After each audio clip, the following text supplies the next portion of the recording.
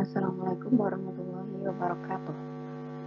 Halo teman-teman, saya Elvina Sulistia dari Universitas Muhammadiyah Semarang, Prodi Informatika dengan NIM C202101. Di sini saya akan mempresentasikan tentang relasi ekuivalensi dan otomata minimal.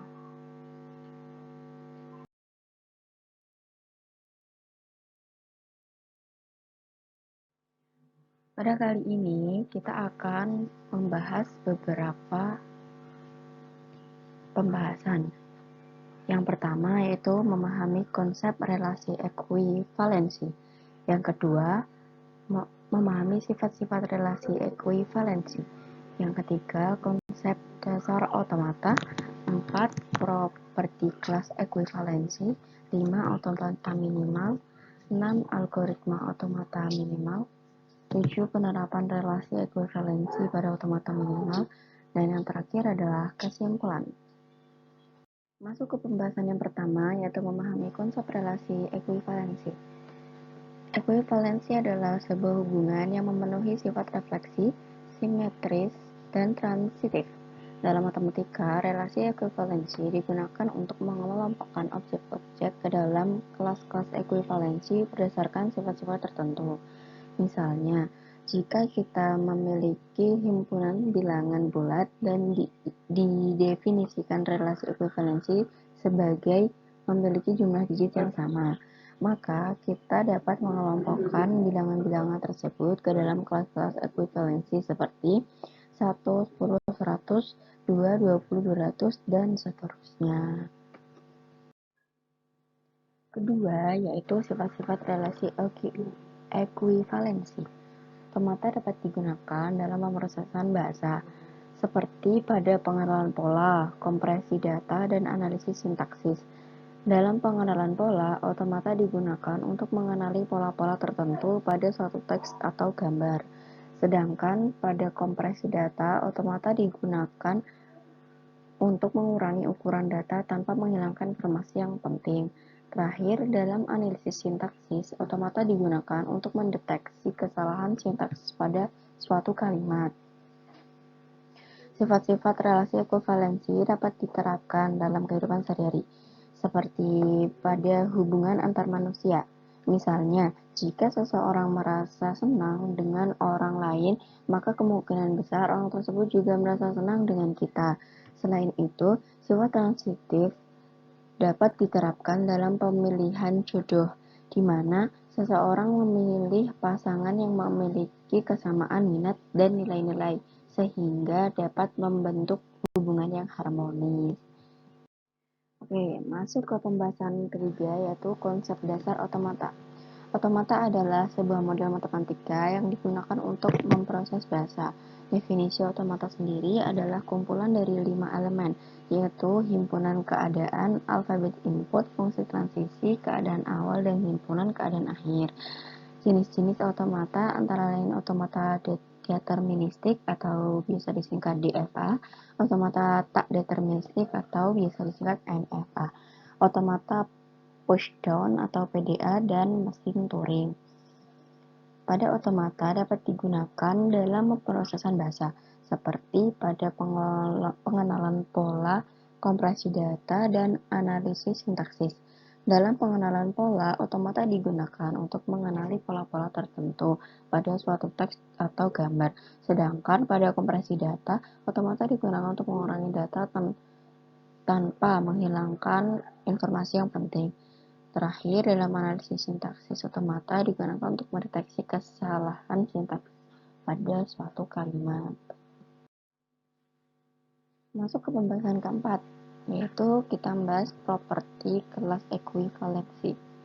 Kelas ekuivalensi adalah himpunan semua step yang dapat dijangkau oleh sebuah otomata dari suatu step awal tertentu dengan input yang sama.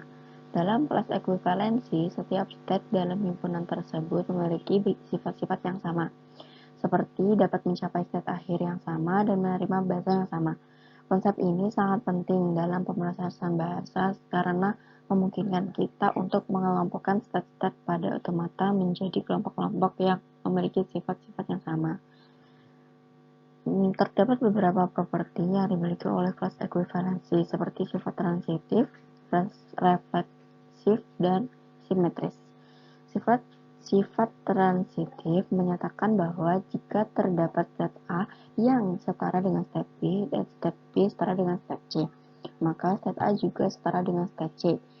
Sifat refleksif menyatakan bahwa setiap stat setara dengan dirinya sendiri.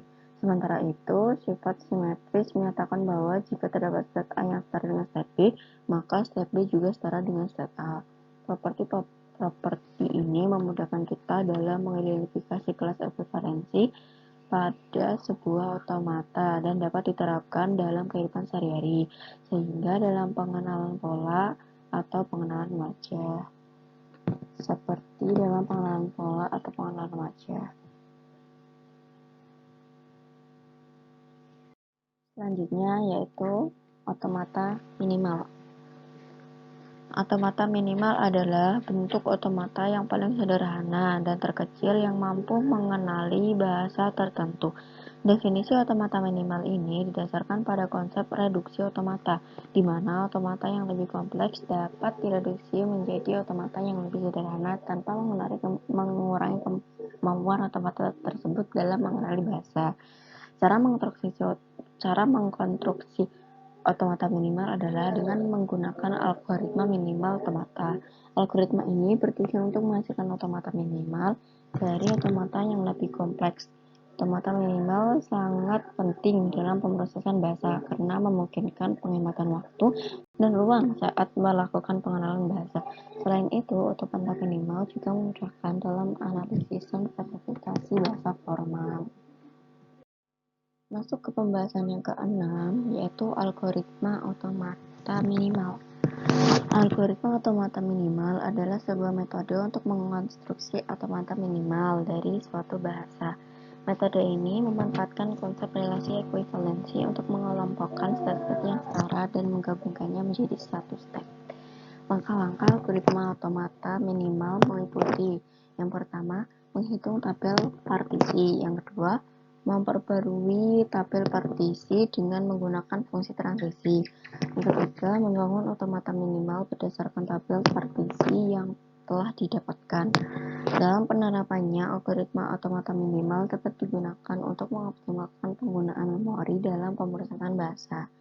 Dengan menghasilkan otomata yang lebih sederhana dan efisien, maka proses parsing dan validasi string dapat digunakan dengan lebih cepat dan hemat resource.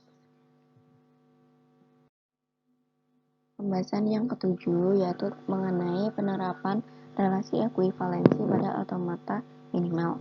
Relasi ekuivalensi dapat diterapkan pada otomata minimal dengan mengelompokkan stat-stat yang setara.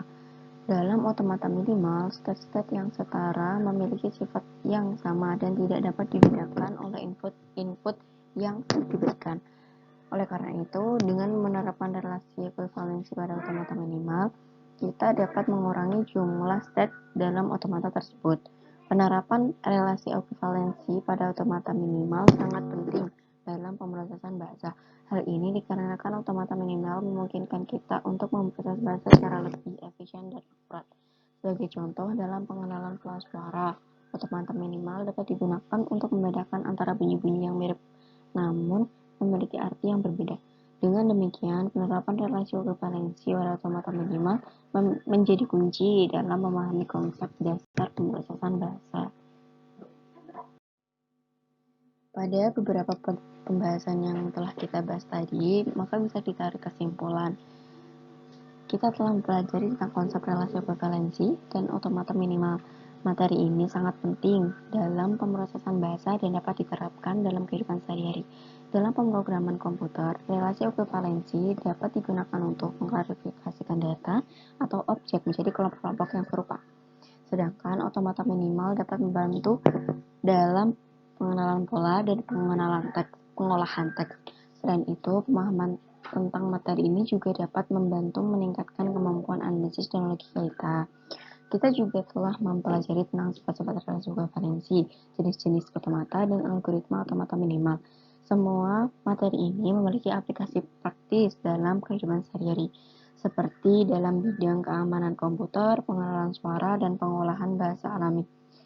Oleh karena itu, sangat penting bagi kita untuk memahami dan menguasai materi ini.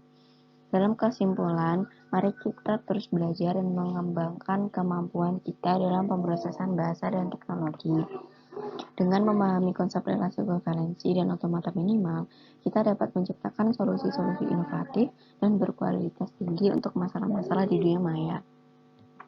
Cukup sekian materi yang saya sampaikan. Terima kasih, semoga bermanfaat. Assalamualaikum warahmatullahi wabarakatuh.